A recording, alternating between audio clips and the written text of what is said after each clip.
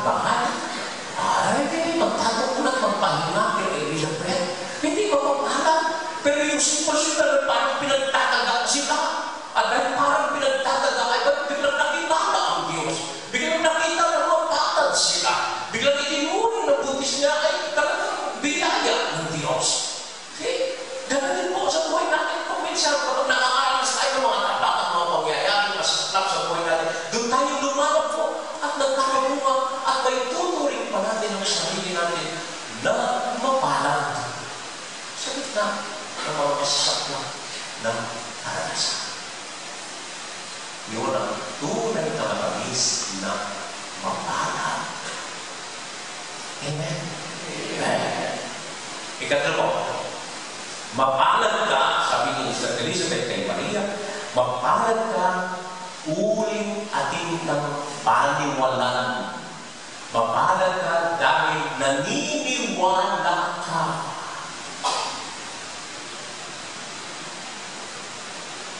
Kung minsan po may nakakalungkot na may makasalubog at may makausap ang tao na makasamang tao na wala naman nakita kung mabuti sa buhay. Puro na siste, puro na mansura ang iniisip at nakikita. Okay na lang po may kakwentuhan ako kang kaibigan sa kailangan. Nakakatuwa yung pamilya ko, puro negatibo nakikita, puro siste ang nakikita. Parang nakita mabuti. Nakatanda ko yung gano'n. At ako'y naniniwala, ang isa sa mga pinakamalungkot na tao, yung mga tao lang pinaniniwalaan. Wala na nakitang maganda sa buhay. Wala na nakita puro system na puro negatibo ang nakikita. Bawat ang mga puro negatibo. Ang mga taong mapapalad ay yung nakakakita ng kagandahan at pag-asa. Mga taong mapapalad ay yung alam nila banda ulit ang kabutihan din ang magbawagi. Mapapalad ang mga taong naniniwala ng tipo para sa Diyos na maganda rin ang lalabas sa anumang karanasan ng buhay. Mapapalad ang mga taong puno ng pag-asa at kapanayang tibiyera. Hindi po ilang tunay mapalad. Sila'y naniniwala na mahal sila ng Diyos.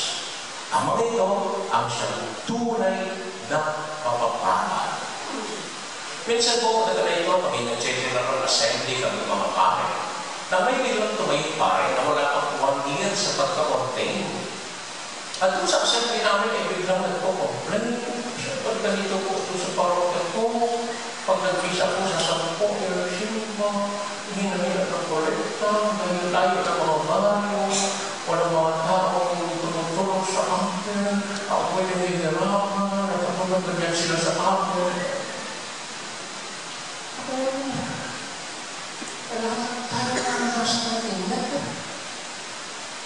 Kaya nakakapari ka na ninimit ang mga positive.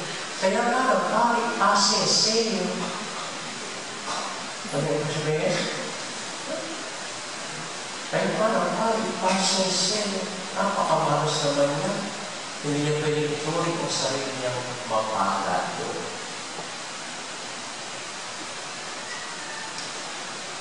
Sabi ko, dami minsan sa pamilya niya.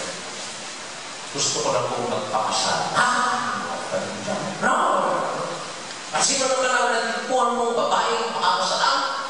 Si Cordavia po. Ha? Si Cordavia? Ha? Hindi mo kilala pamilya no? Hindi mo alam saan galing yun? Patabay mo, gagandang nagawang mo na bawal. Lahat sila, nag-complain, nag-object. Then, huling nagtanaw ng tatay. Ang binang tatay. Ano bang nakita sa'yo ni Cordavia? Samantala nila, ang nakita ko sa akin ni Cordavia, akala niya, mabait ako. At ikaw naman, anong nakita ko kay Cordavia?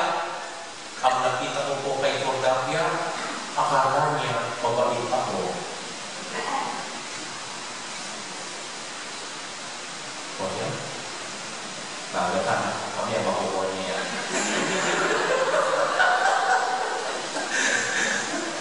Anyway,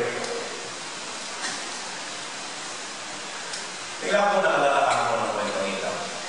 Siguro po, dahil sa inyo narinig na kwento ko na ito sa inyo. Pero di balik ko, ang isang magandang kwento ay dapat nang paulit-ulit kung maalala po natin.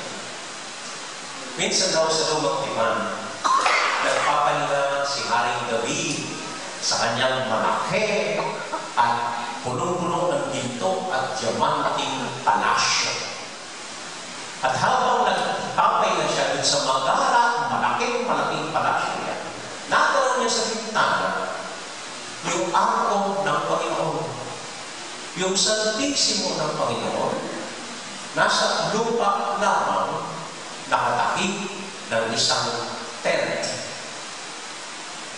Napahiya si Haring David. Sabi niya, ang gara-gara ng palasyo ko, ako ng hari lang.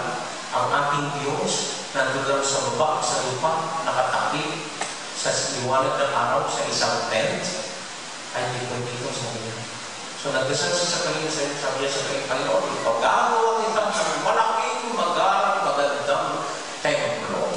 So, bumaba si Haring David at punta sa gubat upang maghanap ng pinakamagandang kahoy, maghanap ng pinakamagandang bato at iba't ibang diamante na gagawin niya sa pagtatayo ng malaking templo para sa Panginoon Diyos.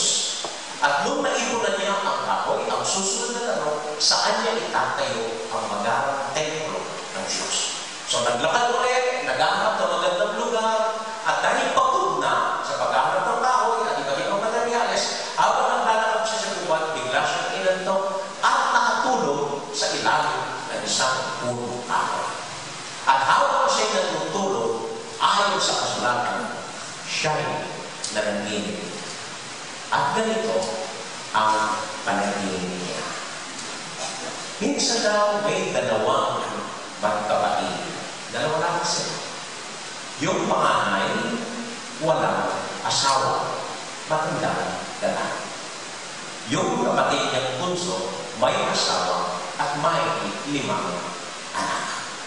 Namana ng magkapatid na ito ay isang lupain na silang dalawa pinagtutulungan nilang linisin, tamnan, and then pagkatapos ng talim, harvest, tulad ng dalawang mabuting magkapatid, hati sila sa naaning nila ng 50-50. Taon-taon ganyan ginagawa nila. Silang dalawa, mamahalan, lilinisin, ibukid, ihahanda, magtatanim, pagkaaning ng palay, hati sila sa aning 50-50. Isang gabi pagkatapos nilang nahati ang kanilang palay, nasa kanyang bahay, itong nakakatandang kapatid, umiinom ng kape. At napansin niya ang dami-dami niyang ipon na sako ng palay, punong-puno ng magagandang tinig. At naisip niya sa sarili niya, anin ko lahat ito? Mag-isa lang ako sa buhay, sobra-sobra na ito para sa akin. Habang yung kapatid ko, may 5 anak na pinapakain at pinalalaki. Eh, mas kailangan niya ito. So, ano ang naisip niya at ginawa niya? Isang hating gabi, naakala niya natutulog na ang kanyang nakakabatang kapatid. Kumuha siya ng isang sako ng palay at tahimik na inilipat sa bahay ng kanyang kapatid. Ilang gabi, ganon ang ginagawa niya. Isang umaga naman, itong nakakabata niyang kapatid, pagkagising umiinom ng kape, napansin niya, ay, katatapos lang ng ani namin, ang dami ko pa lang naipon na ilang sako ng palay. Sobrang-sobra na ito sa aking pamilya. Ay, yung kapatid ko, walang asawa, walang mag-aalaga sa kanya. Ay, ako, hindi mo makakanak na asawa ko pag tumanda ako. Amin ko lahat ang palay nito. Talaga. So, naghintay ng ating gabi. Nakala niya tulog na yung buhay niya. Kumuha siya ng isang sako ng palay. At inilipat sa bahay ng kanyang kuya. At ayon sa kwento, isang hating gabi, nagkasalubong ang dalawang magkapatid. Pareho, pinipit-pit, may isang sako ng palay. At nagising si Haring David. At pagtayo niya, sabi niya, dito ko itatayo ang tahanan, ang templo ng Diyos. Dahil kung nasaan ang pag-ibig, nandun ang Diyos. At kung nasaan ang Diyos, nandun ang mapapalad. Amen.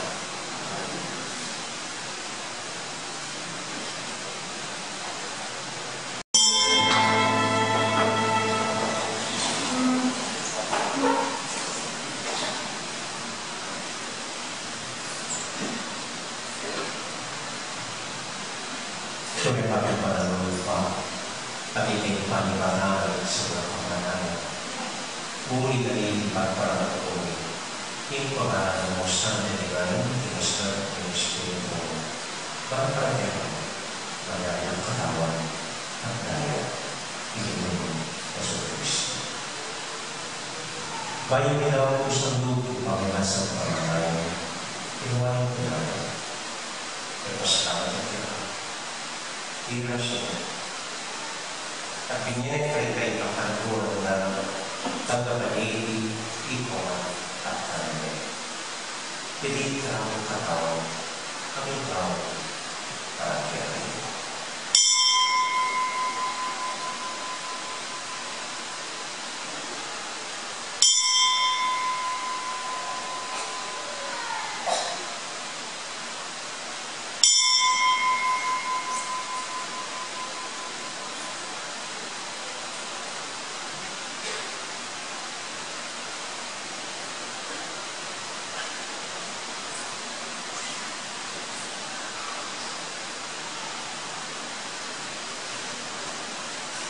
Pakilay mo ng putela na iyong tulong, bumaring katas. Mas marami siya akin.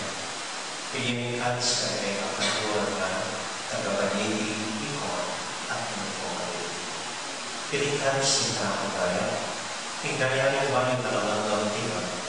Kami bubukan niya ang iwa para rin sa mga tao. Bakit ang pagkawalan ng pagkasalan? Na palili, bilang pagkagarahan kanaw.